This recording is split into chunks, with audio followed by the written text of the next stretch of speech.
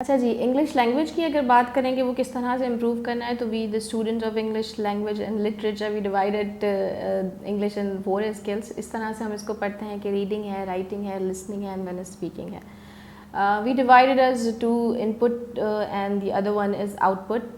Two are receptive skills and the other are productive skills. Receptive are listening and reading, while the other are productive, writing and speaking. तो उसमें आपने करना क्या है कि इसको इस तरह से होता है कि as much as you receive a language you can produce that much language. जितना आप उसको सुनेंगे, जितना आप उसको रिसीव करेंगे, उतना ही आप उसको प्रोड्यूस भी कर सकेंगे. You are able to produce it. तो आपने करना क्या है कि आप उसको पढ़ें, ज़्यादा से ज़्यादा पढ़ें. और पढ़ने के लिए, since it is a very boring activity for some people, तो आप लोगों ने अपना योनरा आइडेंटिफाई करना है. You must identify your genre first कि भाई आपके क्या इंटरेस्ट हैं, क्या चीज़ आप पढ़ते हैं. इधर you enjoy rom coms, you enjoy romantic, you enjoy history, you enjoy religious books, whatever you enjoy. आप उन बुक्स को चूज़ करें और आप अपने जो है, आई वुड सजेस्ट, ये मेरी एक पर्सनल सजेशन, पर्सनल मेरा एक्सपीरियंस है कि आप साउथ एशियन राइटर्स को पहले चूज़ करें. उनको आप अगर ऑप्ट करेंगे तो you will be able to get the expression I guess earlier than any other native writers if you are choosing that. Writing के अलावा आप लिसनिंग पे काम करें. लिसनिंग के लिए सबसे पहले तो बेहतरीन चीज़ है आपकी मूवीज़, आप सीरीज़ देखें. बट अदर देन दैट आप जो है आइल्स के एक हमारे पास लिसनिंग प्रैक्टिस टेस्ट होते हैं, ब्रिटिश काउंसिल की वेबसाइट पे वो मौजूद हैं. आप उनको प्रैक्टिस करें, वो मौजूद हैं. इसके अलावा यूट्यूब पे पॉडकास्ट मौजूद हैं, आप वो जो है उनको सुने, वो डेली कॉन्वर्सेशन पे हैं. अलॉन्ग विद दैट एक हमारे पास एक्सरसाइज होती है जो हम स्टूडेंट्स को भी करवाते हैं. वो ये होती है कि आप सिचुएशंस दे देते हैं. कोई शॉर्ट वीडियोस हैं, उस सिचुएशन में देयर इज़ नो साउंड और एक एक्ट हो रहा होता है. वो एक्ट जो है बच्चा टारगेट लैंग्वेज में, या जो लर्नर है वो जो उस चीज़ को एक्सप्लेन करता है इन इंग्लिश लैंग्वेज. तो ये अगर आप प्रैक्टिस करेंगे विद इमेजेस एंड वीडियोस, तो उससे भी आपकी इंग्लिश स्पीकिंग जो है इम्प्रूव होगी. राइटिंग के लिए जो है आप अपना एक्सप्रेशन कॉपी कर सकते हैं ऑफ एनी राइटर. सबसे पहले तो आप स्टार्ट कर सकते हैं, कहते हैं ना कि fake it till you make it. तो वो वाली चीज़ है इसमें कि आप किसी भी राइटर को, किसी भी न्यूज़पेपर को आप ले लें, उसका एक्सप्रेशन कॉपी करें. वो लफ्ज़ जो उसमें यूज़ हुए हैं आप उनको यूज़ करने की कोशिश करें अपने कंटेक्स्ट में, अपने हिसाब से.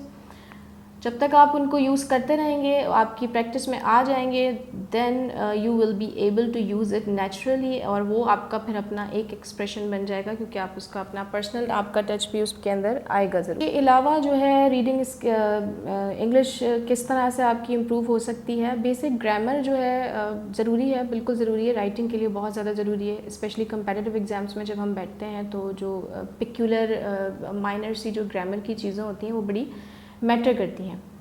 तो उसमें आपने क्या करना है कि हमारे पास 2 किताबें हैं, बड़ी रेफ़र की जाती हैं. एक तो OPG है, ऑक्सफोर्ड प्रैक्टिस ग्रामर, दूसरी है रैन एंड मार्टिन. ये बड़ा बेसिक आपको, और बहुत छोटी छोटी चीज़ें जो है आपको इन किताबों में आपको मिलेंगी. इंग्लिश के रूल्स मिलेंगे, एक्सेप्शंस मिलेंगी. तो वो आप जो एक्सरसाइजेज इसमें गिवन हैं वो आप सॉल्व करें. उनकी कीज़ भी अवेलेबल हैं, वो आप देखें.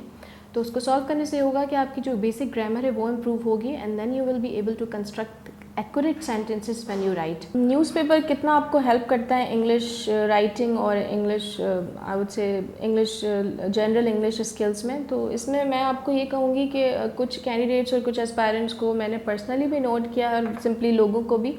हमारे पास 2 तरह की इंग्लिश को अगर मैं डिवाइड करूँ, एक होता है आपका रोज़मर्रा के आप जिस तरह से बात कर रहे हैं, द इनफॉर्मल, द कॉलिकल टर्म्स और कॉलिकल लैंग्वेज जिसको हम कहते हैं, वो बात करें. दूसरी होती है कि एकेडमिकली, या जो आपके न्यूज़पेपर में आपको मिलेगी, किताबों में मिलेगी, वो लफ्ज़ जो यूज़ होते हैं वो बेसिकली यूज़ होते हैं आपको सिखाने के लिए. और आपका जो पर्पस होता है वो यही होता है कि आप वहाँ सीख रहे हैं.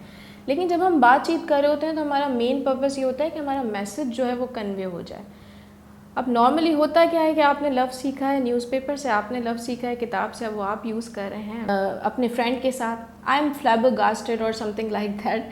जिस तरह के वर्ड आप, इस तरह के वर्ड बड़े बड़े आप यूज़ करेंगे तो वो मज़ा नहीं करते. वो इसलिए क्योंकि जो आगे वाला आपका सुनने वाला है, the listener, not going to take the message. 1, आपकी जो एफिकेसी है कॉन्वर्सेशन की वो ख़राब होगी.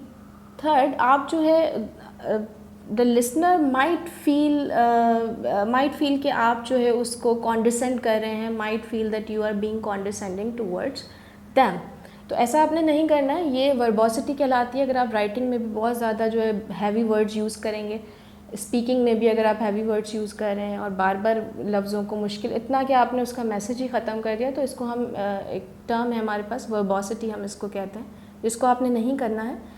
Yes, when you are writing academically you can use it, you can use the relevant word, still आप बार बार मुश्किल अल्फाज यूज़ करेंगे तो आपकी लैंग्वेज की एफिकेसी जो है वो ख़राब हो जाएगी। तो आपने ऐसा नहीं करना है, आपने जो है तरीके से रेलेवेंट लफ्ज़ों को यूज़ करना है। आप न्यूज़पेपर का एक्सप्रेशन लें ज़रूर, उसके लफ्ज़ देखें ज़रूर, लेकिन वो एकेडमिकली आप भले यूज़ करें, but try to be simple and specific in the conversation, in the daily conversation as much as possible.